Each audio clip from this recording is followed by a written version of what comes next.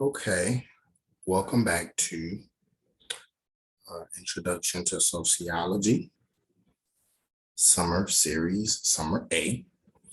Um, we're talking about, with this lecture, we're talking about white fragility. So this lecture ends our series, our section on race. We talked about class in the beginning.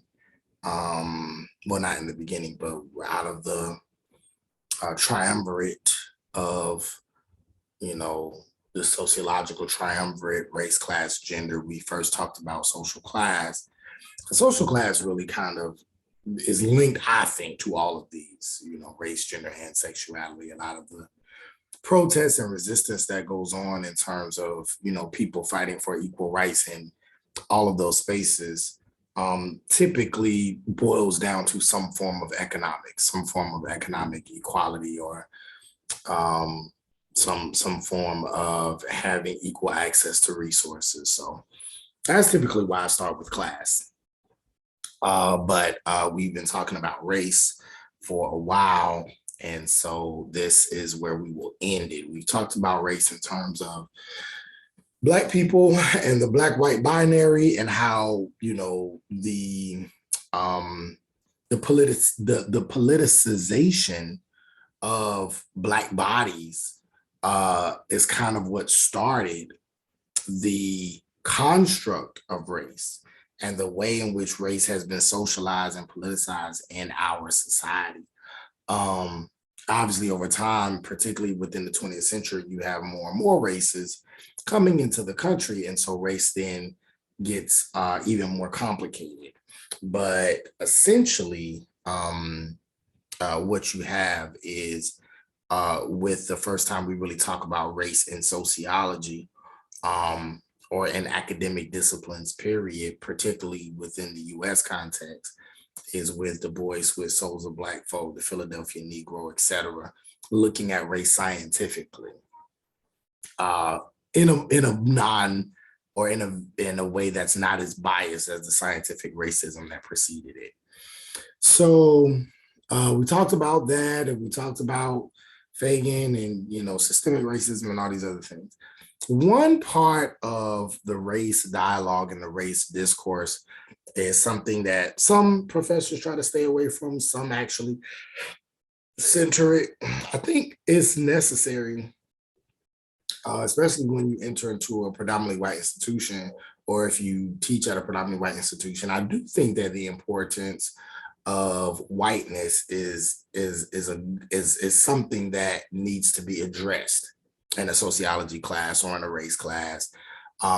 We talk about, or one topic that I discuss is whiteness, and whiteness is a part of the race discourse in sociology, because while a lot of people like to put people of color under the microscope and study Asian Americans, study Latinx people, study Black people, study Native people.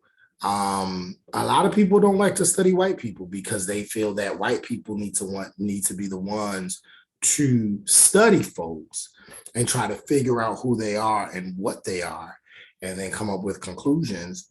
And sometimes folks is like, well, we need to study white folks too. We need to find out why they do the things they do. And especially with white people being the progenitors of race as a construct, white people created the construct of race. White people created the rules, especially in the US context, around what race is, and the effects of race. And it's probably necessary to study white people and whiteness as it pertains to race to get a better and clearer understanding about who and what it is. And so there's a line of research called whiteness, or whiteness studies, that looks at white people and examines them and assesses them, and allows those conclusions to help advance the discourse on race overall. So um, so we're going to talk about that today. And I think one book that does a really good job of that, Robin DiAngelo's book, White Fragility, um, is a text that really helps to advance the studies of whiteness within race dialogue. It's a piece that came out, I say not too long ago, because when I first started teaching this was maybe in 2019, 2020. And I think it came out a couple of years before that. So, maybe roughly 6 or 7 years old, I guess. But still a very important book, White Fragility by Robin DiAngelo. And so that's what we're going to talk about today. And yeah, so let's get into it. The first thing I want to do is I want to ask a question, and I want you to think about this, and you can say it out loud. You can talk about this to your family members, to your roommate or roommates, or whoever you're close to. Just something to think about. And I'll even answer the question myself. How has being white or white people shaped my life? So if you are a white person, if you identify as a white person, how has being white shaped your life? If you are not a white person, how have white people shaped your life? And I don't want you to give a textbook or a sociological answer, something that is politically correct or could be politically resisted, but can still be accepted within a classroom environment. I want you to really think about it. So to answer this question, without giving like the textbook answer, I'll kind of kick it off, and you can think about it to yourself, like I said, or talk to a friend. I'm not going to do a discussion post or anything, but how have white people shaped my life? If I'm honest, I grew up in Jacksonville, Florida. That's where I was born and raised. And I didn't, outside of school, I didn't see a lot of white people. So white people didn't really shape my life until or have any significant impact on me until I got older. My neighborhood that I lived in was all Black. There was a white lady that lived next door. She was pretty cool, but besides that, everybody else in my neighborhood was all Black.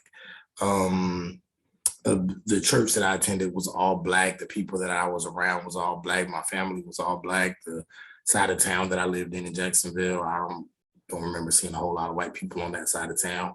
So I wasn't around white people, but I did go to a predominantly white school, which actually was against the law at the time because that wasn't the school that I was zoned to.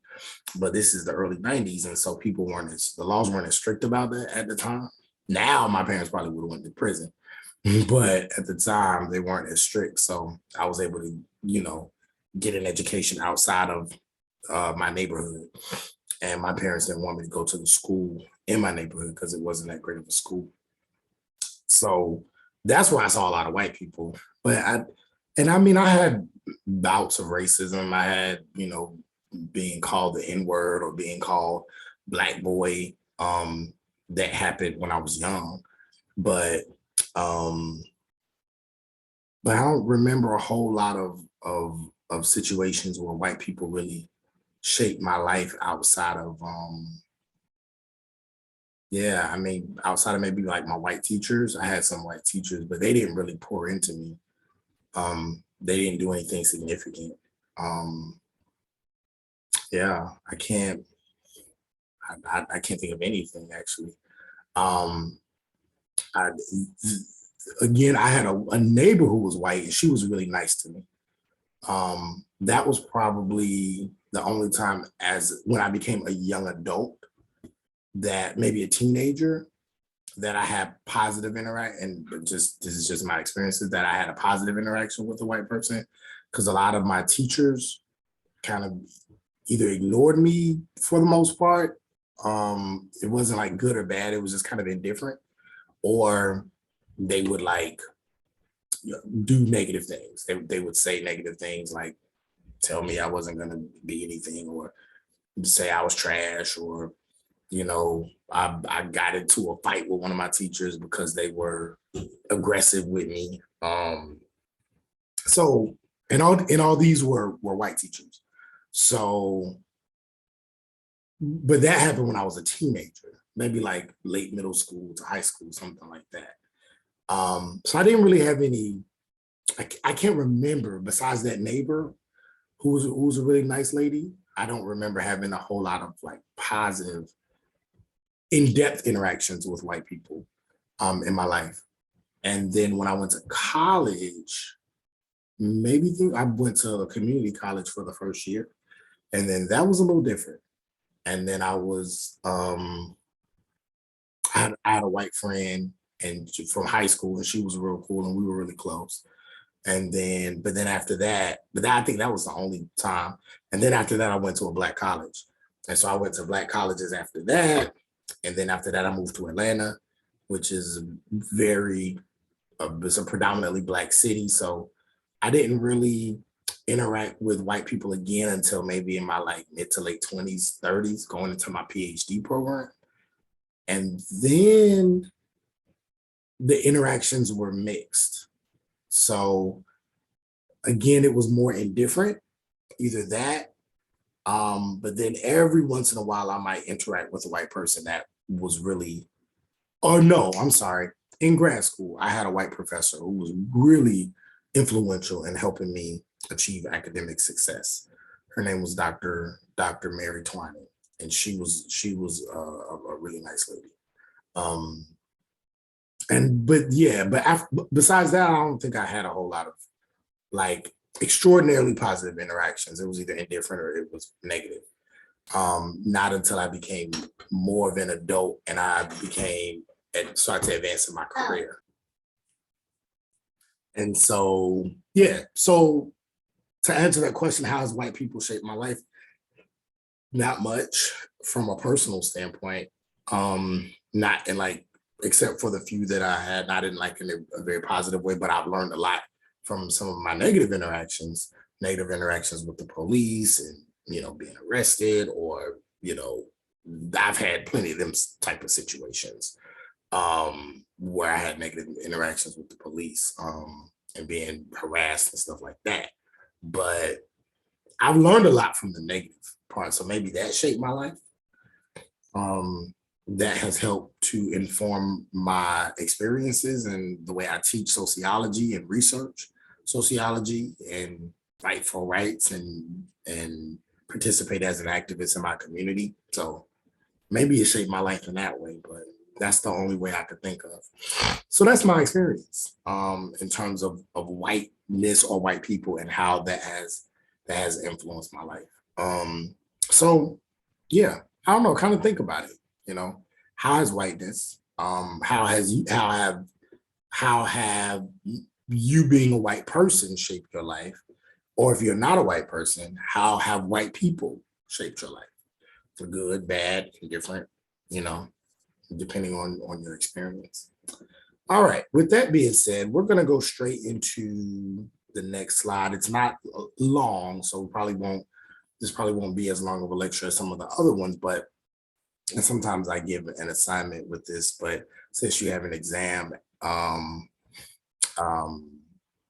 since since you're scheduled to have an exam at the end of this week, I'm not gonna give any assignment related to white fragility, but I do want you to know about it for your exam. So, question is, what is white fragility? Looking at page 51, right?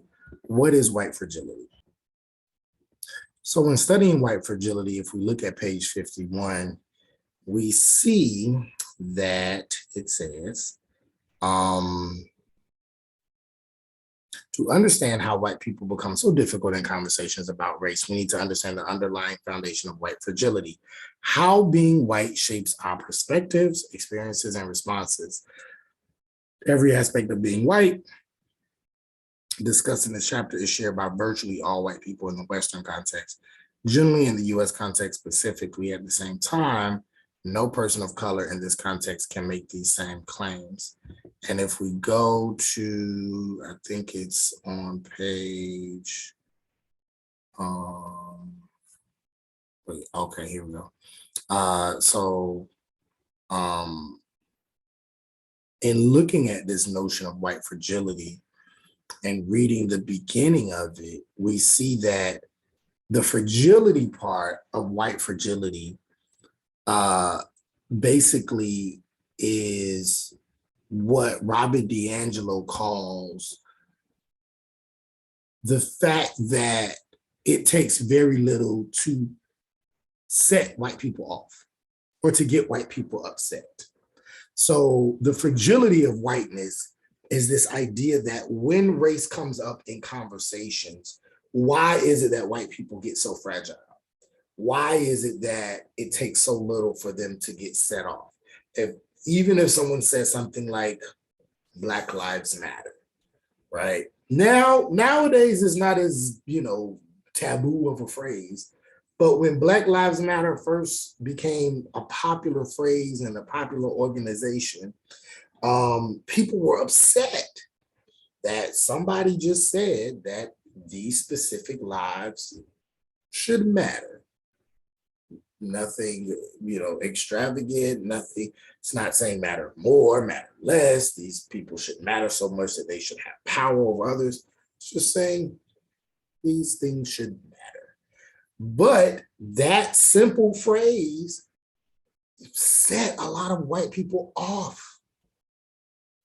That is an example of white fragility. It's a very simple phrase of just certain people saying our lives matter. And it just became a huge deal.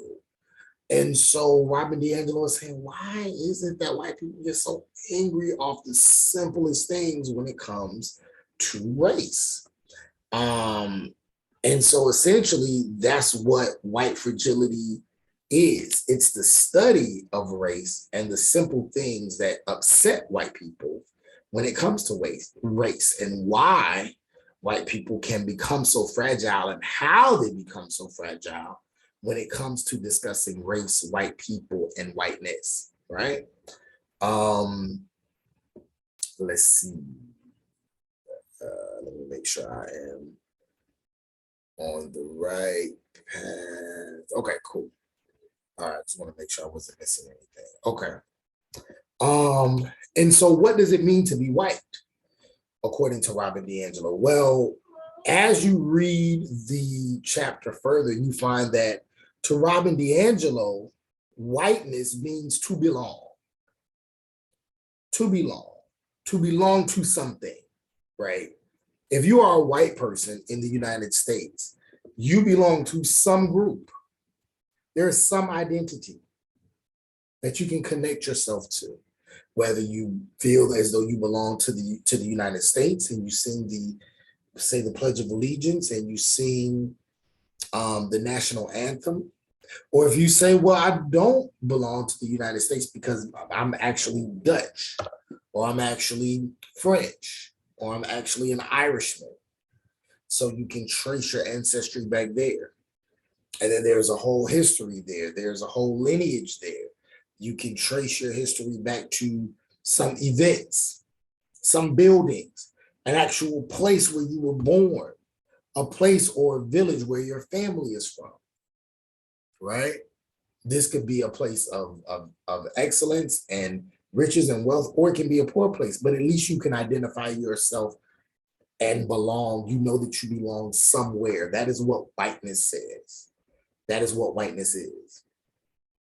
It is a feeling of belonging, which to Robert DiAngelo could be the reason why when white folks are not allowed to be somewhere or they cannot belong somewhere, it could be the reason why they tend to get a little fragile. Because the whole center of whiteness is to belong, to fit in, to be allowed to be and exist in generally whatever space they want to. And so when we're talking about white fragility and we're talking about how little it takes to set white people off, people ask the question, well, where does that come from? Well, that's based off of individualism. And white Americans specifically have held fast to the notion of individualism because white people have always felt, particularly in the United States, that we believe in individual rights. We believe that everything is about the individual. And so to lump whites into this idea calls for a lot of resistance to lump whites into this idea that challenges this notion of individualism. Makes them very uncomfortable, right? It makes them very uncomfortable. And part of individualism is this notion of meritocracy. This idea that I'm successful, I was able to overcome certain obstacles in order to live the life that I want to live. And so why can't everybody else? It's the survival of the fittest. It is the American story. And so when people are challenged to know that that is actually not the reality of the United States, that is not the reality of a large number of people in the United States, and that we actually don't live in this very individualistic society, but that our society is very much governed by collective mindsets, collective behaviors, and collective resistance to certain ideas and certain people, it's hard for white people to accept that. It's hard for them to accept this idea that there are these social rules, these societal rules that advantage certain people and disadvantage other people, and that individualism actually goes out the window in many of those situations. And so because that kind of shakes up their world, it causes them to resist. It causes them to push back, right? Let's another thing I want us to talk about when we talk about the burden of race, or when we talk about white fragility, is this notion of the burden of race. I want you to look at this first. I want you to click that first link, and I want you to watch that whole video. All right, and then we'll talk about it. So, in looking at that video, you see it's kind of funny, right? This person is doing an interview, and kids walk in, and people are, and this lady comes in and she's trying to grab the kids. But let's look a little bit deeper, right? Who is this lady? Right? Who is this lady that's coming in, grabbing these kids?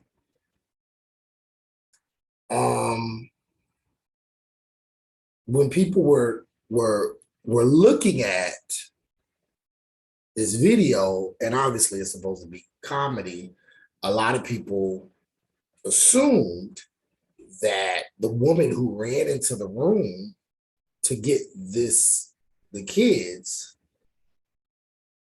was the nanny, right? Or the maid. And people assumed that that was the case, probably because of her race, because she looked Asian. And so it caused this kind of controversy within the larger dialogue.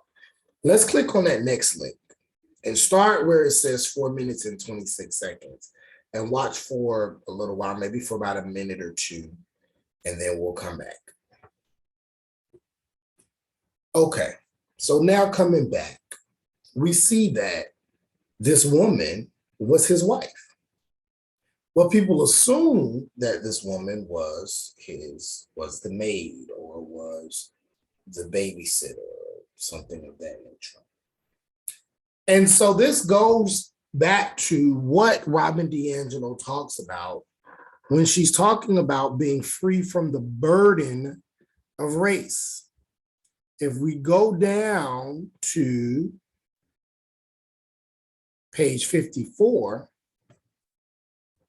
we look, and let's look at this second paragraph, it says, Patrick Rosen writes poignantly about the pain of being mistaken for the help at a black tie event celebrating National Book Award winners. I have witnessed this assumption of servitude many times. As I checked into hotels with colleagues of color, I have made this assumption myself when I have been unable to hide my surprise that the black man is the school principal, or when I ask a Latinx woman kneeling in her garden if this is her home. Right? And so the burden of race is what oftentimes people of color have to maintain. They don't have the option of not seeing race. They don't have the option of not being reminded that their race is a factor in not only how they see themselves, but how the world sees them. This is what we were talking about when we were talking about double consciousness, right? And so oftentimes, people of color are not free from that burden. However, white people are not constantly reminded that they are white. And if they walk somewhere or if they enter into a place, if anything, they're oftentimes assumed to be a person of superior authority. They're assumed to be somebody who knows more about something than a person of color. I experienced this even among students of color. I was teaching some students that I was working with in a summer program about history. And a white person came behind me and told them something totally different. And the students automatically sided with the white person who told them something that was totally different, even though what they told them was wrong. It was not factual. There was no evidence to back it up. But the students swore me up and down, and again, these were black students, that what I said was not correct because this white person came and told them something else. So I had to go and prove to them, no, this person was wrong, and this is why. And they said, oh, okay. Well, I didn't know that. So oftentimes, because of race, whiteness is seen as innately superior, innately correct, even when it's not. It's always assumed to be in place. And non-whiteness is always assumed to be out of place until it can prove that it is in place by other intersectional identities, i.e. social class, i.e. educational status, i.e. occupational prestige. All of these are used to then explain away why this person of color is in a space or has a high position. So people of color are not free from the burden of race, but white people are oftentimes free from the burden of race. They don't have to think about race. If a white person had gone into that room to get those kids, it would have been automatically assumed that that white person was his wife, his sister, somebody who was supposed to be there, who was helping. So their race is automatically explained away. It's not even a factor. But with this Asian woman, her race was a factor because her race automatically placed her in a lower position, not someone who would be married to this man who was of some type of authority, which was why he was being interviewed by the BBC. In addition to the burden of race, another issue that oftentimes plagues people of color that white people oftentimes don't have to think about is this notion of movement. And so it leads me to ask this question: is there any place or space in America that a white person can go where they will not be respected and or protected? Is there any place that they'll go where they will not be respected and or protected? I'll let you pause the video or think about it. Some people may say certain things like, okay, well, while white people can go many places, They probably won't be able. One place where white people may not be as respected or protected, let's say a basketball court. Let's say a white person comes on the basketball court with a lot of black guys. And they say, hey, I want to play. What we've probably seen it on television or on shows, movies, whatever. They might say, this white boy can't play. Nah, y'all put him on y'all team. I don't know. I ain't never seen this. There's gonna be this automatic assumption, right? Because there's this idea that black people can play basketball, white people can't play basketball, or it's not as likely. And then the white person may come on the court and then show that they have skills, and they say, "Oh, he belongs here." You probably seen it again on TVs or shows or movies. Oh, he's really, really good, and he can play, right?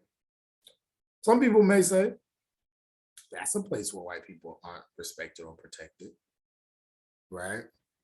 Some people may say a predominantly black space or predominantly person of color space, right? Let's say a black college, a HBCU. Some people may say if you see a white person there, even though white people attend HBCUs, but it's not as likely, it's not a space that is specifically for them. It is a space that is specifically for people that don't look like them. So some people may say that.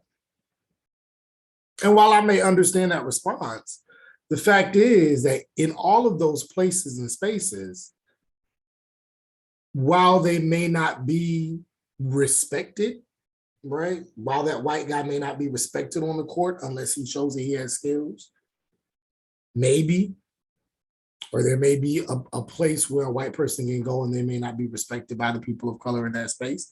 There's always places and spaces where white people can go where they can feel protected. Now, doesn't necessarily mean the danger does not exist. Danger exists for all people, right? Regardless of your skin color, you don't want to walk around a dark alley at night with no weapon or something on you to help protect yourself, right? So I'm not saying that.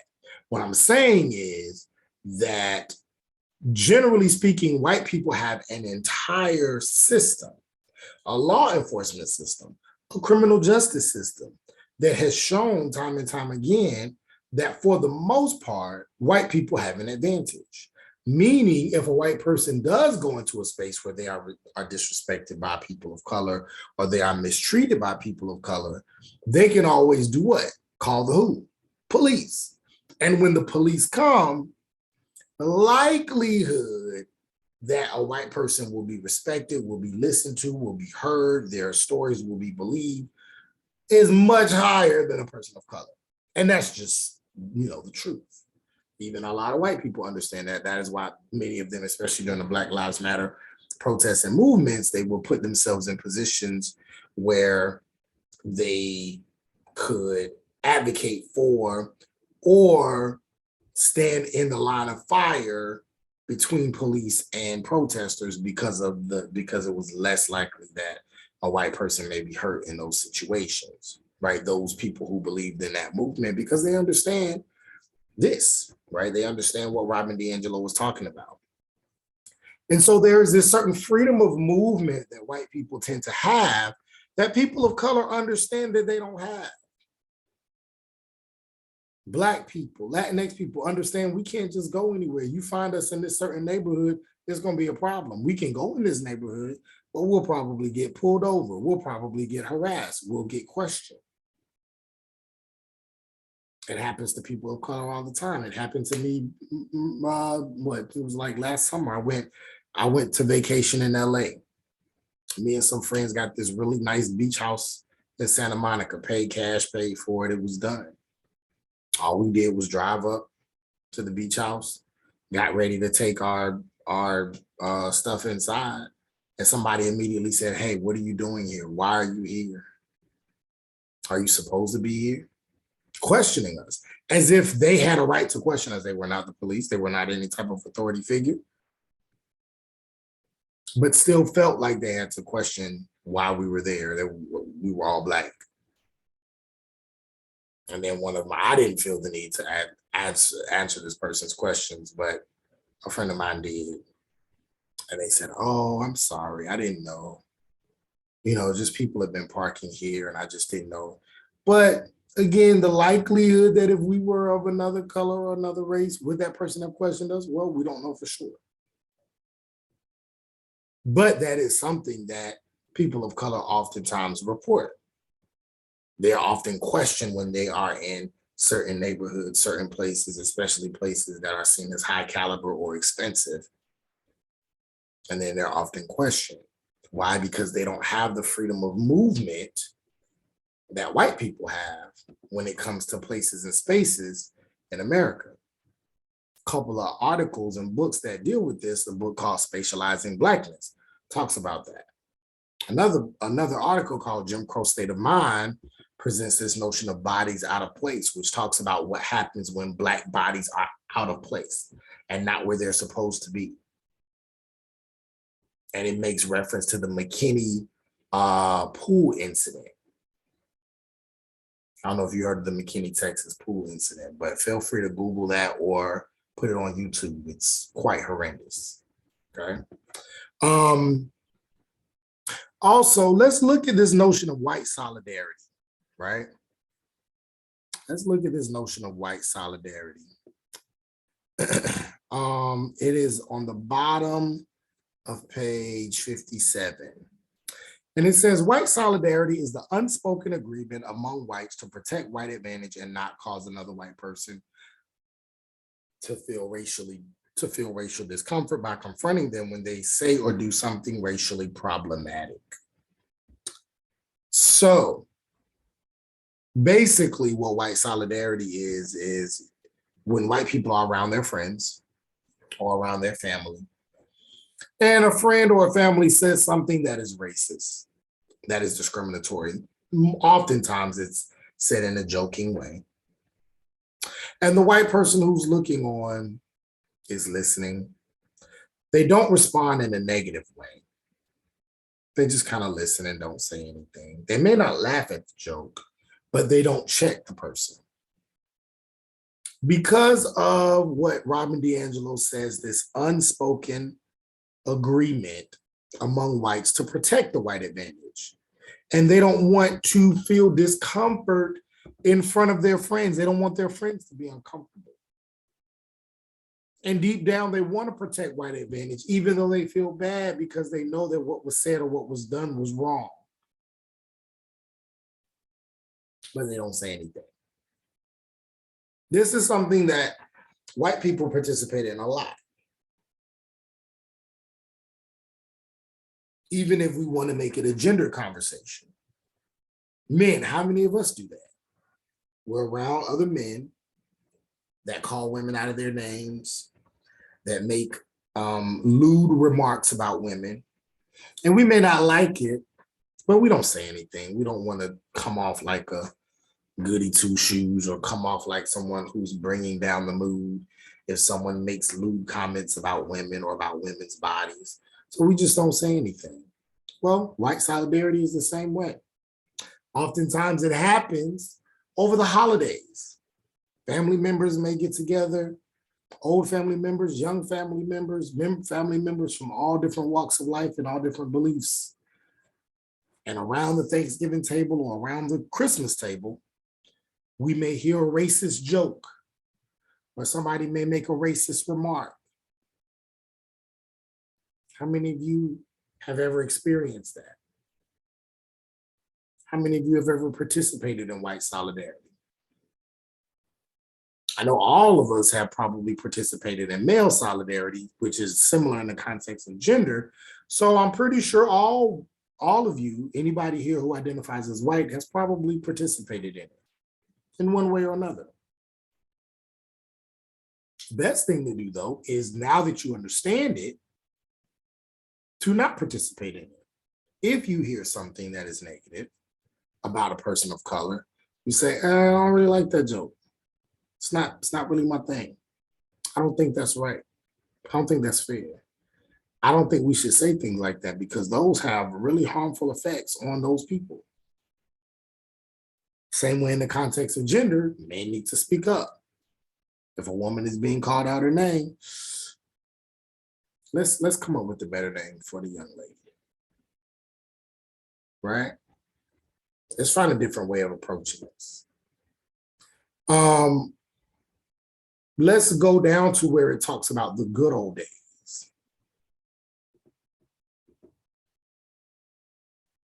So if we read the first couple of sentences, it says, as a white person, I can openly and unabashedly reminisce about the good old days. Romanticize recollections of the past and calls for a return to former ways are a function of white privilege, which manifests itself in the ability to remain oblivious to our racial history. Claiming that the past was socially better than the present is also a hallmark of white supremacy. So how has this sentiment been politicized? This idea of the good old days. Back in the day, when things were so much better, when people were able to insert action, when people didn't insert action, the good old days, the past was so much better than where we are now. People are so sensitive now. Everything is up for grabs. Everything is so intertwined now. It's so equal. Everybody's just everywhere. And it's not like the good old days. How has this been politicized? Well, click on that link. Watch that video and then come back and we'll talk about how the good old days has been politicized. Make America Great Again. Very funny video, right? But it piques your interest.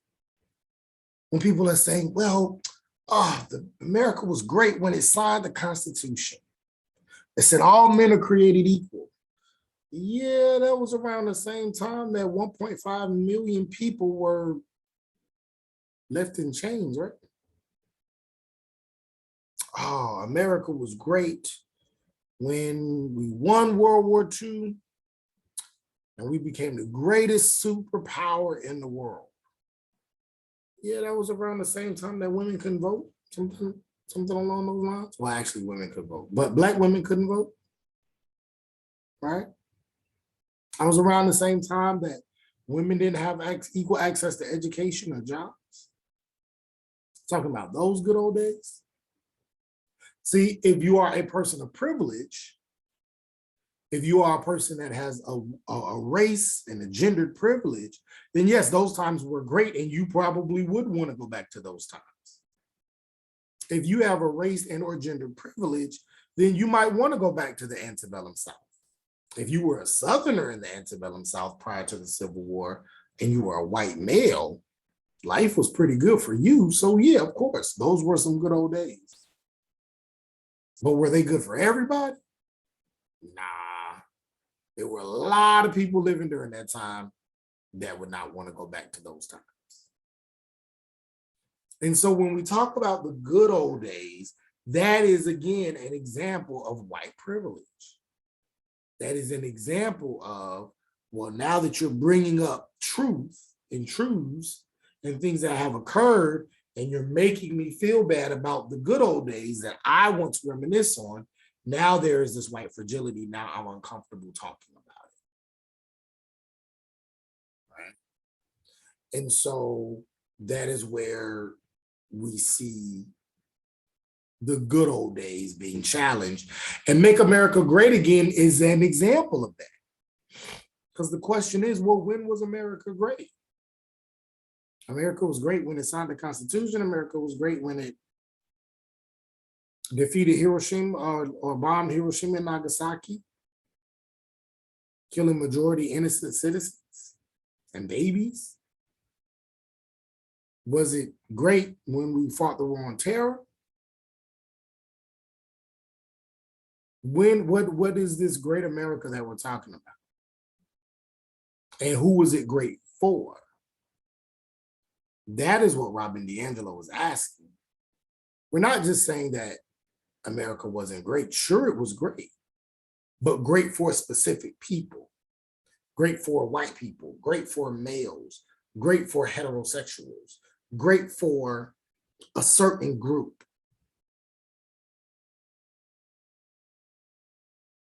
But we can't make this larger conclusion that America was great for everybody, because there's never been a time where America was a great country for every person in the country. So all of these are examples of what Robin DiAngelo is talking about when she's talking about white fragility, and some of the ways in which white people and whiteness gets made uncomfortable, gets shaken up, to begin to understand and lead to deeper discussions around race.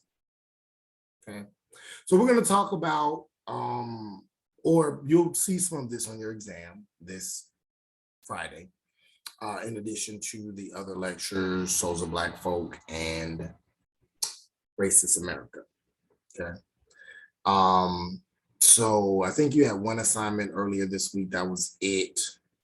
I didn't want to give you too much because I wanted you to have time to study for your exam. And so your exam 1 will be Friday, June 3rd, as discussed in the earlier lecture and as seen in the other PowerPoint. So feel free to study. If you have any questions, reach out to me. Have a great day, great week, great weekend. See you soon.